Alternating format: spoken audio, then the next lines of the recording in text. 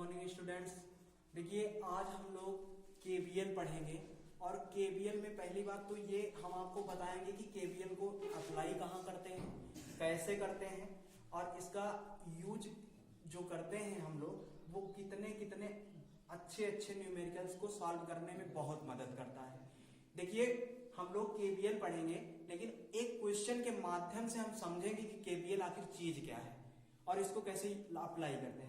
देखिए हमारे पास एक क्वेश्चन है जिसमें दिया गया है, कहा गया है कि दिए गए परिपथ में प्रत्येक ब्रांच में धारा का मान ज्ञात कीजिए।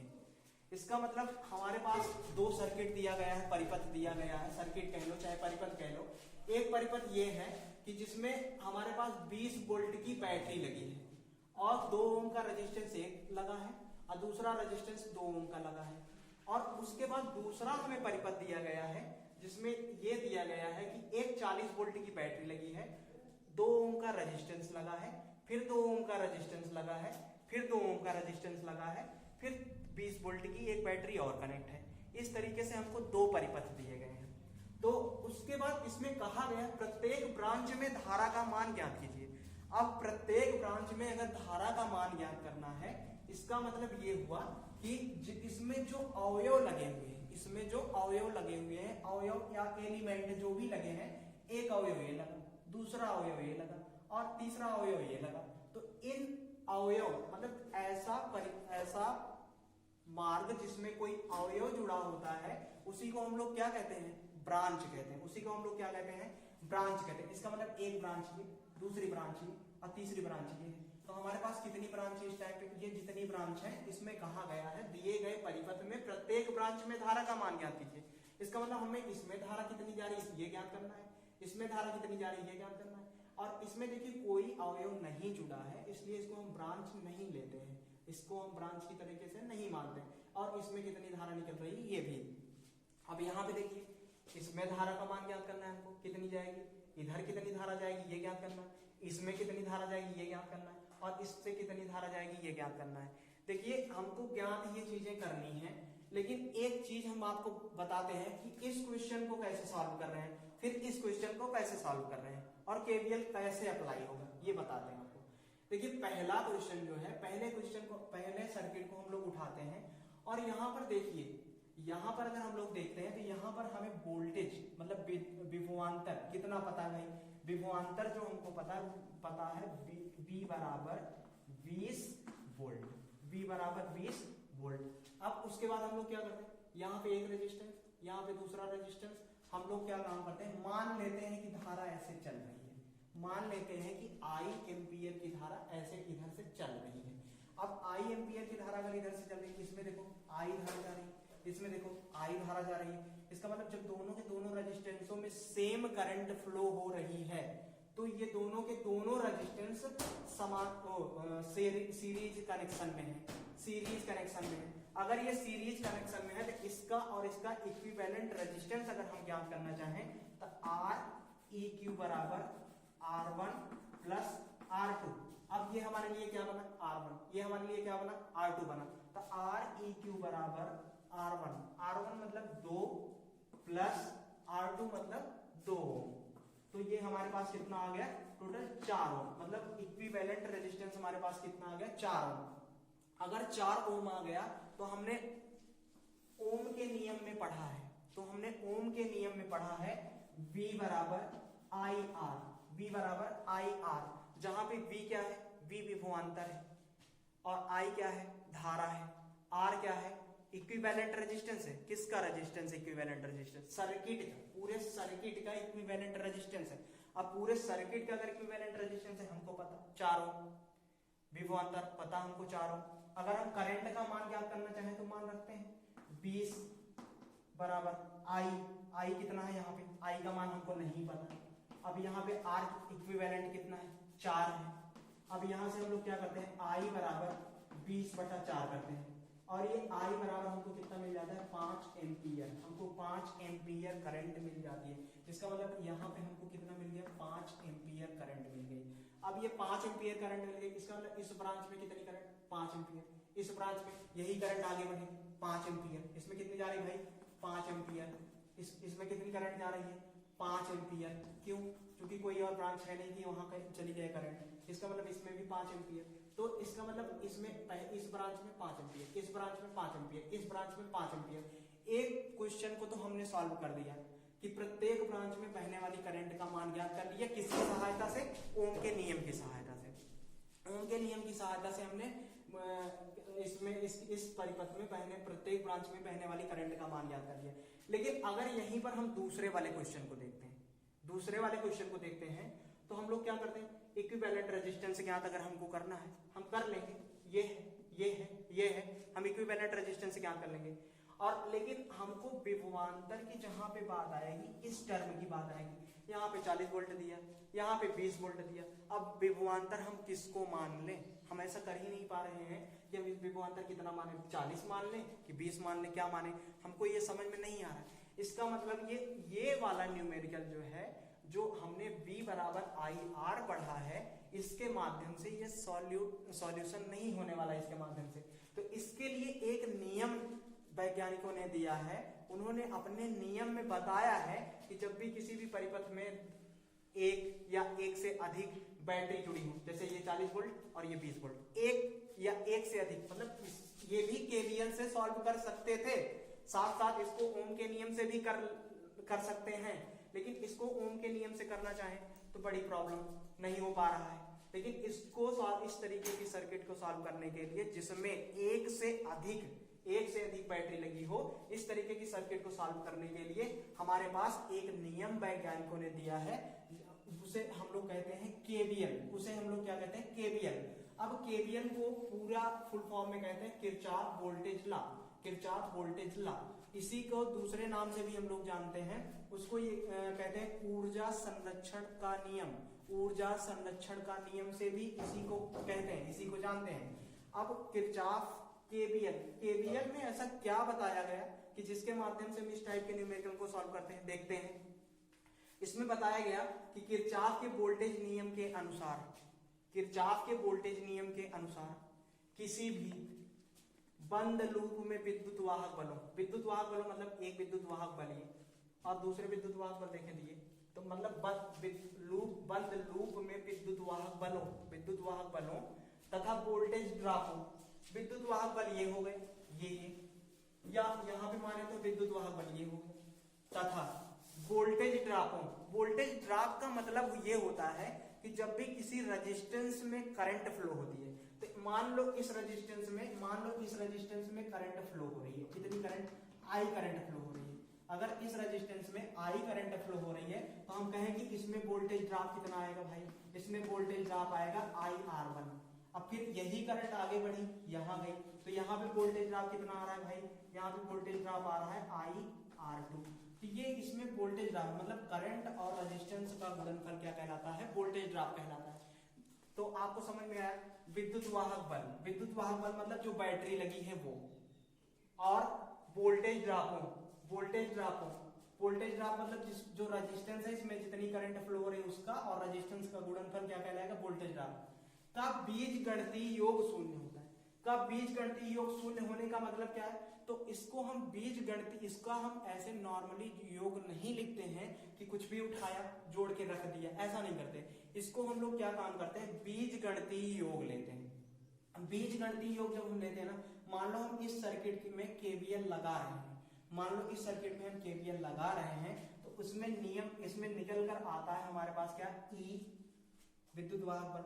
इसमें बीजगणितीय योग कर रहे हैं हम लोग। हमारे पास विद्युत वाहक बल ये है, वोल्टेज ड्रॉप एक ये है, दूसरा वोल्टेज ड्रॉप ये है, मतलब ये वोल्टेज ड्रॉप, ये विद्युत वाहक बल। तो हम इसका योग कर रहे हैं, लेकिन बीजगणितीय योग कर रहे हैं। बीजगणितीय योग कर रहे हैं, मान कितना लिखेंगे हम लोग?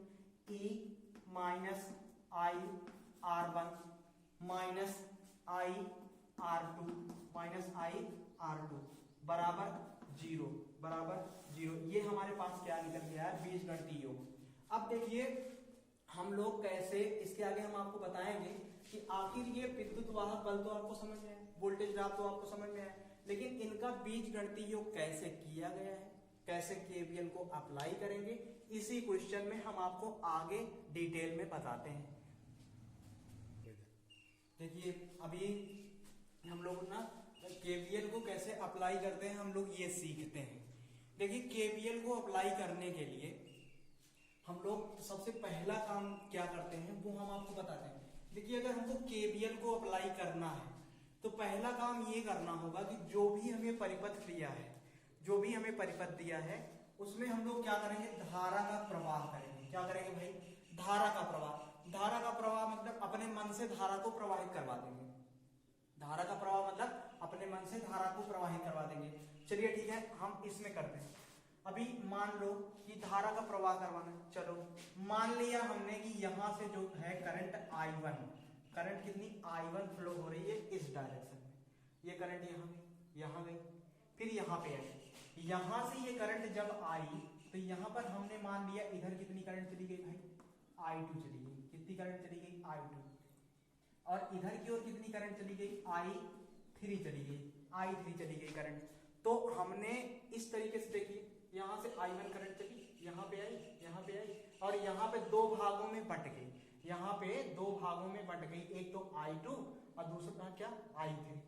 अब दूसरा I3। अब एक बात हम लोग पढ़े हैं केसीएल में, केवीएल नहीं, केसीएल में हम लोगों ने पढ़ा है, केसीएल में हम लोगों ने पढ़ा है कि अगर हमारे पास कोई ऐसे परिपथ हो और एक परिपथ इधर गया हो, एक परिपथ इधर गया हो, और यहां से करंट मान लो हमारे पास कितनी आ रही है, I1। कितनी करंट, I1।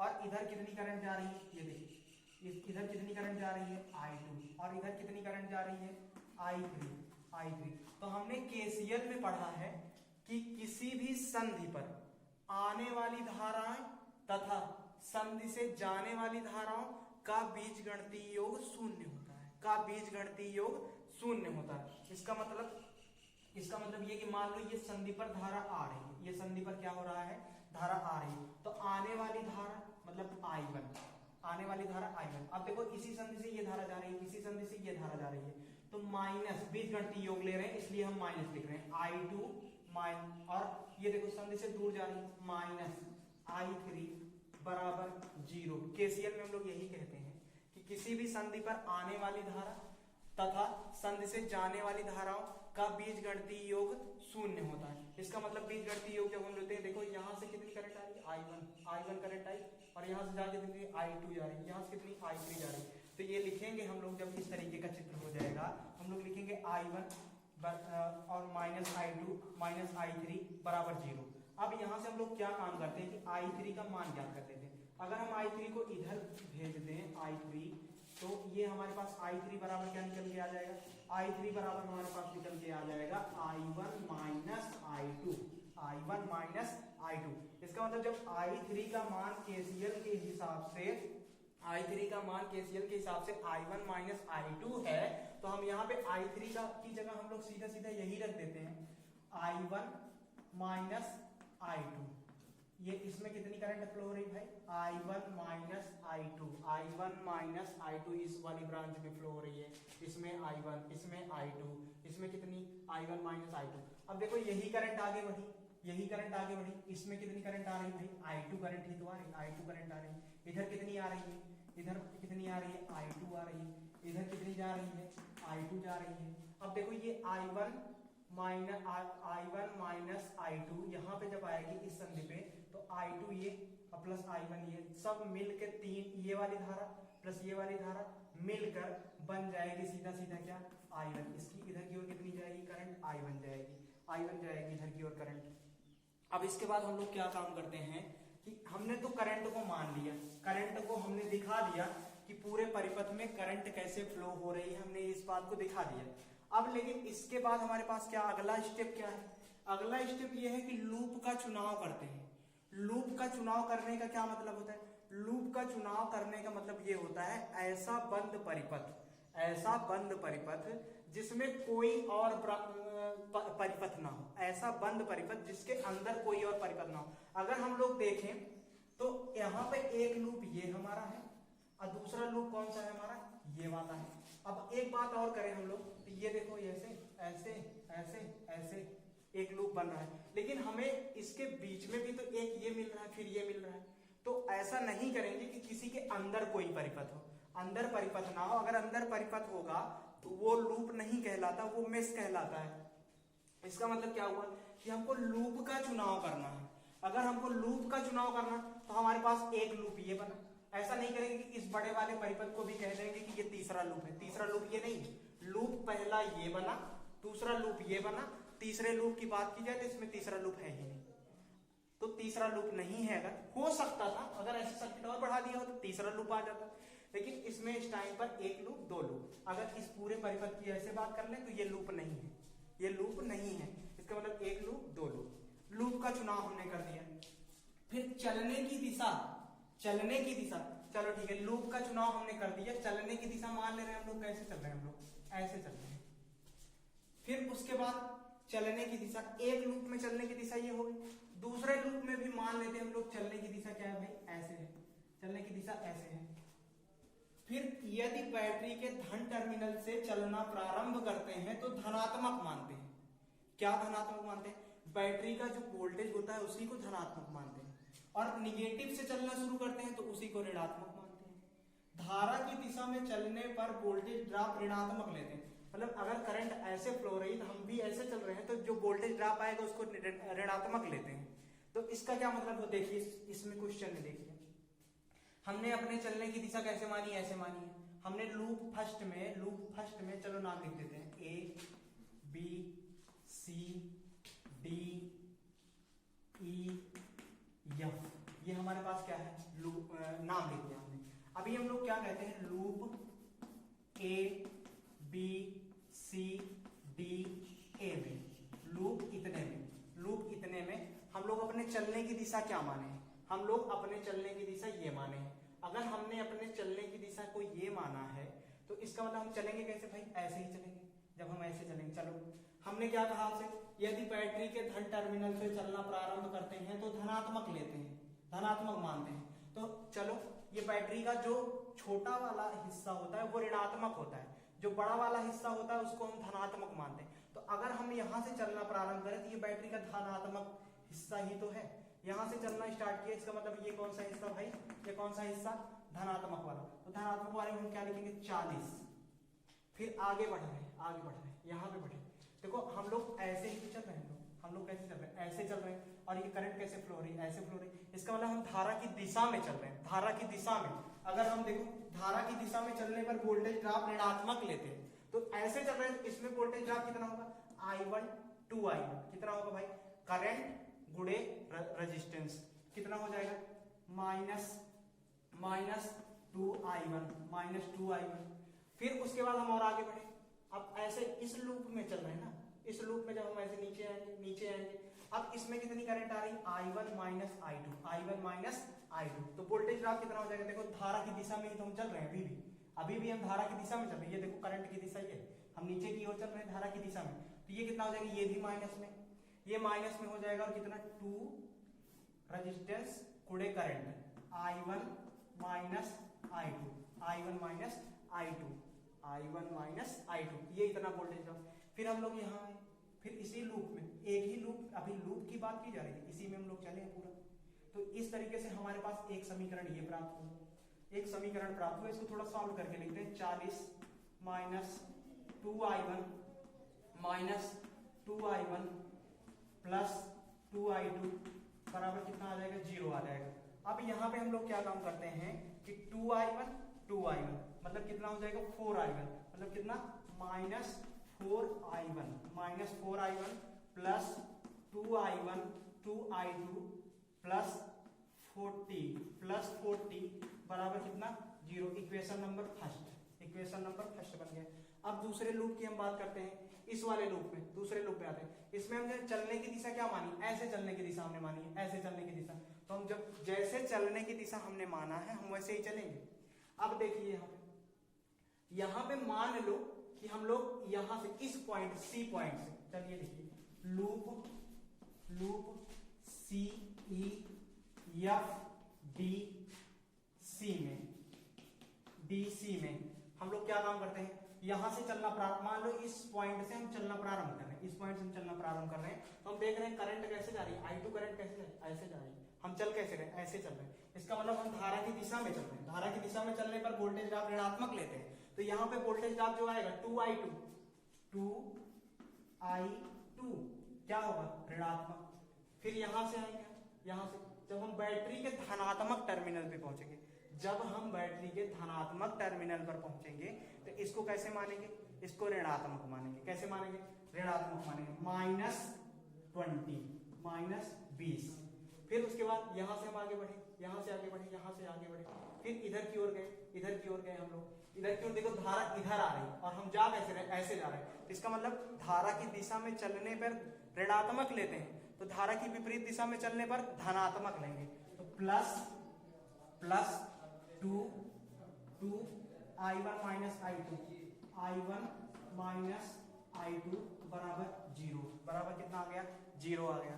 अब यहां से हम लोग क्या काम करते हैं, -2I2 -20 प्लस 2I1 -2I2 बराबर 0। अब यहां से हम लोग क्या करते हैं, 2I1 को पहले लिख लेते हैं, 2I1 -4I2 -20 बराबर कितना, 0। हमारे पास ये समीकरण नंबर 2 प्राप्त हो गया। अगर ये हमारे पास समीकरण नंबर 2 प्राप्त हो गया तो फिर इसके बाद हम लोग क्या काम करते हैं कि देखिए इसमें एक अचर राशि क्या है, I1। इसमें एक अचर राशि क्या है, I1। दूसरी अचर राशि क्या है, I2। इसका मतलब हम लोग चाहें इसको करना तो इसमें हम लोग पहला काम करते हैं कि 2 से भाग दे देते हैं। जब 2 से भाग देंगे ये कितना हो जाएगा, 2I1 प्लस I2 प्लस 20 बराबर कितना आ जाएगा, 0। समीकरण नंबर 1 इसको मान लेते हैं अब हम लोग। अब ये समीकरण नंबर 2 है, दोनों समीकरणों को क्या काम करते हैं, जोड़ देते हैं। समीकरण 1 + 2, समीकरण 1 + 2 जब हम करते हैं तो चलिए यहां पे देखते हैं। समीकरण 1 देखिए इसके बाद हम लोग क्या काम करते हैं, समीकरण 1 + 2 करते हैं। समीकरण 1 + 2 करेंगे तो हम लोग क्या हमको मिलेगा, 2I-2I1 प्लस I2 प्लस 20 = 0। और यहाँ से 2I1 -4I2 -20 = 0। अब यहाँ से देखिए ये वाला सेक्शन कट जाएगा, ये वाला सेक्शन अगर हम लोग इसको जोड़ेंगे तो ये क्या होगा, कट जाएगा। अब ये वाला सेक्शन यहाँ से कितना आ जाएगा, -3I2 बराबर, और ये 20 + 20 -20 प्लस 20 -20 ये भी कट जाएगा तो ये कितना बन जाएगा, बराबर 0। तो यहाँ पे I2 बराबर कितना आ जाएगा, 0 आ जाएगा। I2 बराबर कितना आ जाएगा भाई, 0 आ जाएगा। अब इसी तरीके से इसी समीकरण में हम लोग क्या काम करते हैं कि इसी समीकरण में किसी भी समीकरण में मान रख कर I2 का इसमें मान लो रख देते हैं। इसमें मान रख कर हम लोग क्या काम करते हैं कि ज्ञात कर लेते हैं I1 का मान कितना होगा। यहाँ से -2I1 और बराबर 20 के, तो यहाँ से I1 बराबर कितना निकल जाएगा, 10 एम्पीयर। एक करंट हमको कितना मिल गई, 0 एम्पीयर। दूसरी करंट हमको कितना मिल गई, 10 एम्पीयर। इसका मतलब ये इतनी कितनी जा रही है, ये इतनी कितनी जा रही है, 10 एम्पीयर ये जा रही है। और यहाँ पर कितनी जा रही है, 10 एम्पीयर जा रही है। इधर की ओर 0 करंट जा रही है। 0 करंट जाने का मतलब है कि इधर की ओर कोई भी करंट नहीं जा रही है। सारी की सारी करंट जो भी यहाँ से निकल रही, सारी करंट यहाँ पे आ जा रही। इस तरीके से केवीएल सॉल्व हुआ। लेकिन इसके आगे इस तरीके के 2-3 क्वेश्चन हम आपको करवाएंगे जिससे आपको ये अच्छी तरीके से प्रैक्टिस हो जाएगी। देखिए बिना प्रैक्टिस के इस टाइप के क्वेश्चन आप लोग नहीं कर पाएंगे। इसके बाद मैं आप लोगों से बस यही इतना कहना चाहूंगा कि आप लोग इसको लाइक करें, शेयर करें और सब्सक्राइब करें और ज्यादा से ज्यादा अच्छे से पढ़ाई करें। जय हिंद।